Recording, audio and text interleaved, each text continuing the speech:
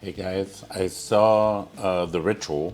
It's a demon possession movie based on a 1923 case regarding a young woman. And I have to say that I actually liked this movie. It wasn't too sensationalistic, though it had its moments, of course. Let me break it down to you. It's about, this kind of like the typical case of most demon possession movies, horror movies in these days. Al Pacino plays a old Capuchin friar who is also an exorcist. The local bishop requests for him to stay at this particular church for the exorcism to be held on this young girl. And this young girl, Al Pacino's character, Theosophus was the priest's name. He has a history with her in the past. He attempted to perform and cast a demon out of her in the past, and but this particular church has a pastor, this young priest who is, he accommodates him, he accommodates everybody to his doubt.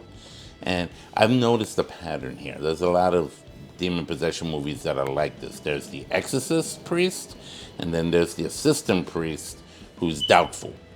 He has his doubts. Is this really demonic possession, or is this just mental illness? Are we being sensationalistic here? This could be mental illness. And it all goes back to the original Exorcist, the Exorcist from 1973. Father Karras was the skeptic, right? And Father Merrin was the exorcist. He was the one who knew what was going on. And there were many movies that have come out through the ages, through the years that had that same kind of idea. And that's what you're getting here, the same thing, basically. The priest is skeptical. He thinks this girl needs medical treatment, mental treatment, shouldn't be at the church. But, the older priest is insisting, no, we got to help her. We got to help her. And they have the nuns that are part of the community in that church have been assigned to also assist in the exorcist, even though they have no experience in it, so that you see them kind of freaking out. A couple of incidents happen with a couple of them during the rituals, and even though this movie takes place in the proper time in the 1920s, which is when the actual case happened. This movie tends, they say that this was the most documented case of demon possession and exorcism in American history. But I'll be real with you. I didn't know anything about it until this movie came out and the information came out. As a matter of fact, I did a trailer reaction commentary on this movie a couple months back. And I was, first of all, ticked off because they were saying that this was the movie that inspired The Exorcist, when in fact it didn't. It did not inspire The Exorcist. If anything, the case of 1923 with this girl had nothing to do with The Exorcist. That was inspired by another alleged real incident that happened in Baltimore in the late 1940s regarding a 14-year-old boy, not a girl. And that's what inspired The Exorcist, not this case. If anything, this case inspired this movie to be made, and it was well made. I'm not downplaying it. I thought it was very well made. I mean, it had its moments. One moment I liked was, and this I've read about in cases of exorcism, when the demon tries to harass the exorcist. And you see Al Pacino's character struggling with that. Like, he wakes up in the middle of the night and there's this dark figure, creepy as hell. The voice, unearthly, hellish. I thought that was good. Good execution there. And this movie is available now, like to rent online. They didn't play it in theaters around here locally, so I didn't get a chance to see it until I was able to watch it at home. I just rented it for like $6, and I said, okay, let me watch it. And because I was curious about it. Al Pacino is not one who does these kind of movies. You know what I mean? He's older in his years and stuff like that, and he did an excellent, phenomenal job. His acting is always impeccable. He's a legend. by all means. And the other people that played in the movie were great too, especially the girl. The girl did, she reminded me of the girl from the movie The Last Exorcism. It was almost a similar kind of condition. And the movie also had, like, to me, echoes of The Exorcism of Emily Rose, another movie that was based on alleged true incidents that happened to a German girl named Annalise Mitchell back in the 70s. What I liked about this film was that it kept it within the spiritual aspect of what it means to hold an exorcism and how long it takes. Because, unlike many of the movies that show it, they one exorcism ritual and then it becomes this big fiasco. But in reality, throughout the world, when these exorcisms have been proven to be necessary, because they're always, they always have to be approved by the local church and the bishops and everything for it to proceed, sometimes it could take months. Some exorcisms take years.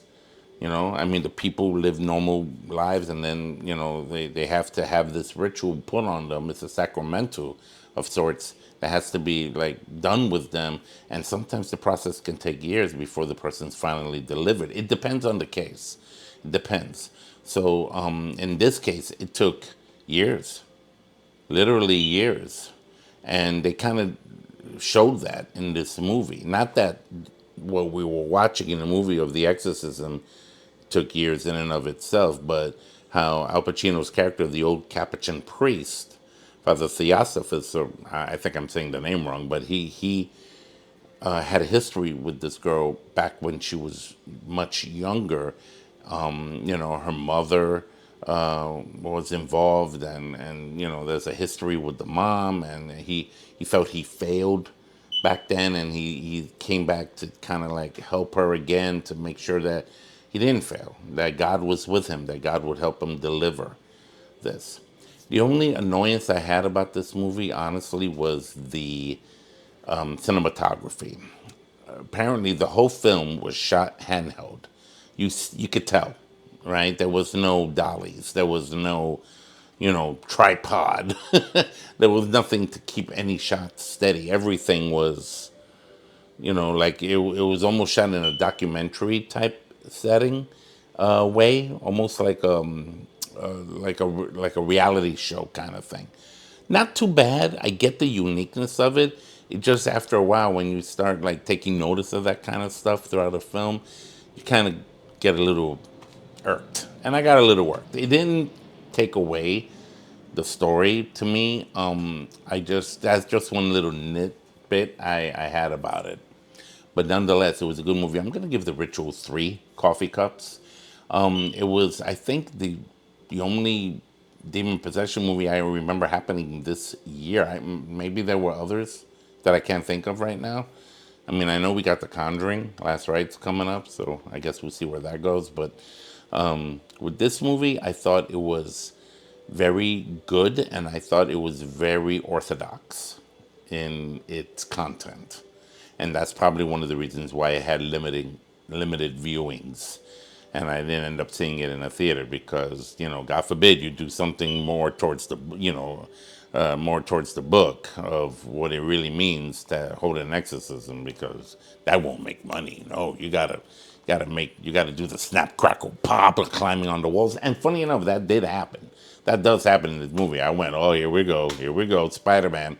Here we go with the Spider-Man up the wall. Like it does happen. It's not huge. It's not emphasized, but it was good nonetheless. I thought this movie was good. Go check it out when you get a chance. Rent it online. Maybe it will come out on a streaming service at any point, and come back and talk to me. Let me know what you think of The Ritual with Al Pacino. Excellent film, I thought. Very good. Great kudos. Al Pacino, legendary actor. He did a great job as a Capuchin priest who's an exorcist. And the other priest, of course, had to, if I have to mention him again, like in other exorcism movies, that younger priest that's a skeptic, he had to go through the trial of it for him to realize that this thing was real. And so he had to finally wake up to it and step up to fight. with the prayers and the sayings and the chants and the exorcism rituals and everything. That priest had to step up finally. It messed him up. He got he got hurt in the process, as well as a couple of the nuns, like I stated earlier. But I thought it was a good story, you know, and I liked how it wrapped up. So check it out. Let me know what you think, and until the next review. All right. And here on Horror and Coffee, make sure you subscribe and tap on the bell for future notifications for future Horror and Coffee content. Until then, take care.